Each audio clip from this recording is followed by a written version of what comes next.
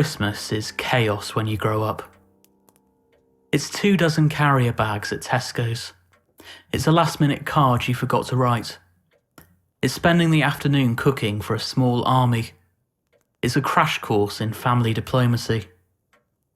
It's magical too, don't get me wrong, but magic, contrary to popular belief, doesn't appear out of thin air. It takes days, weeks, and even months of planning. It scrapes your remaining grey matter and saps your energy. It takes blood, sweat, and tears, and it costs a pretty penny too. But it's all worth it in the end, when everything comes together and everyone shares the same sense of joy and wonder, if only for a day or two. Every mum and dad in the world feels it, and every gran and grandad too. The stress, the worry, and the panic eventually give way to the calm, the relief, the warmth.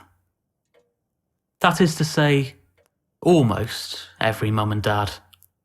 Because every Christmas, no matter how hard she tries, Widow Twankey always seems to get herself into a spot of bother.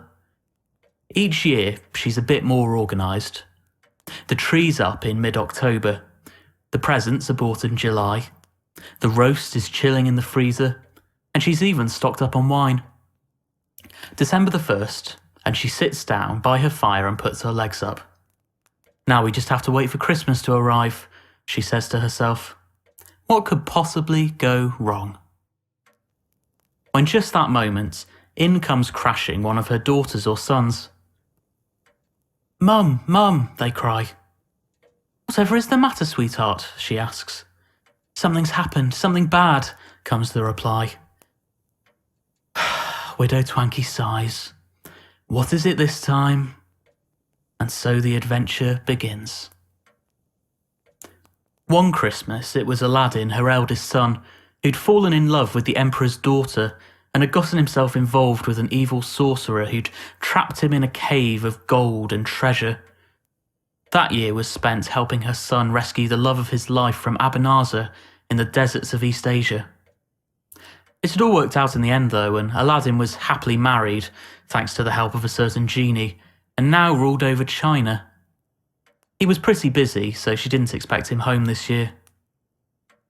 Then it was her second son, Dick, who'd decided to go to the big city to seek his fortune. Why now? Why does it have to be right before Christmas? Can't it wait till the new year? He'd explained it was all those gift cards and scented candles he'd bought for his siblings, and Tommy the cat's vet's bills were astronomical on account of his fleas. So off he went into the big bad world. He got himself involved in some kind of mess involving sentient rats in the sewers of London. Surely that was Thames Water's responsibility, she'd said. But lo and behold, there she was on Christmas Eve in the middle of the Atlantic Ocean with Dick, Tommy and the King of England on their way to rescue the lovely Alice from a desert island off the coast of Argentina. They came through in the end though, and Dick was now happily married to the aforementioned Alice, and the pair were now the mayor and mayoress of London, much to the disdain of Keith from down the road, who quite liked rats and didn't see why they couldn't just be left alone. But as long as Dick was happy, she thought. She didn't expect him home for Christmas this year, what with Crossrail finally nearing completion and the baby due any day. Then there were the twins, Hansel and Gretel, who'd gone off for a walk together on the 23rd and hadn't come back. So poor old Widow Twankey had to go off into the woods to find them. Which debacle aside, the pair had ended up getting married to the loves of their respective lives in a beautiful double wedding at the new registry office down the road. All four were off exploring the world on a gap year, and she expected they'd probably phone her from Thailand at some point on the big day, though she wasn't quite sure what the time difference was and hoped she wouldn't be asleep. And last year was the worst of all. Her youngest son, Jack, who hadn't yet learnt the art of haggling, had given away their cow in exchange for a handful of magic beans, which Widow Twankey had promptly thrown out of the window in disgust. Only, when she'd woken up, she'd found a beanstalk as high as the clouds towering out of her begonia beds. Jack, who was nowhere to be found, had, in a flippant attempt to lighten the mood, taken the tinsel down from the tree and arranged it jauntily on the lower leaves of this botanical skyscraper, up which he'd since ascended. Upon dialing 999, she'd been told that under no circumstances was she to attempt a rescue operation before the fire crew had arrived to assess the situation. Well, they seem to have expected barely more than your typical cat stuck in a tree affair, and rather than saving her son from the clutches of the evil giant, they'd informed her that they simply didn't have a ladder high enough, and had deigned to check whether or not she'd had planning permission approved for this 7,000-foot monstrosity. So after turfing out 6 burly firemen with nothing more than a broom handle and a bottle of Febreze, she climbed the ruddy thing herself.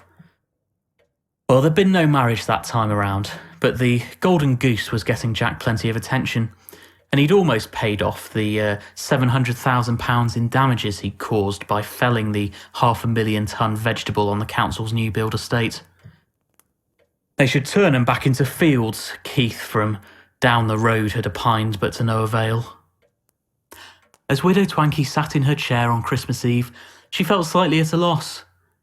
No one had gotten themselves involved in a major global crisis. No one had been captured by a cloak-and-dagger villain. No fairy godmothers had appeared in her kitchen to tell them of an ancient prophecy. She hadn't even seen PC Pincher since his demotion to community support. She yawned. She wrapped herself up in the blanket she'd knitted for the pantomime horse. She sat for a moment in complete silence. Only the grandfather clock in the corner made a sound. I kinda miss it, she said to no one in particular. I miss the flying carpets, the singing, the dancing, the chance to dress up. I miss the sword fights. I miss the kings, the emperors, the light shows, the adventures. I miss the makeup and the smell in the air. I miss the rhymes and the maidens so fair. I miss the ghosts and the frights and the scares. I even miss the baddies, 'cause that feeling's so rare. The wonder, the magic, the Christmassy joy. And most of all, I miss the girls and the boys, the ones who help out and always seem to be there.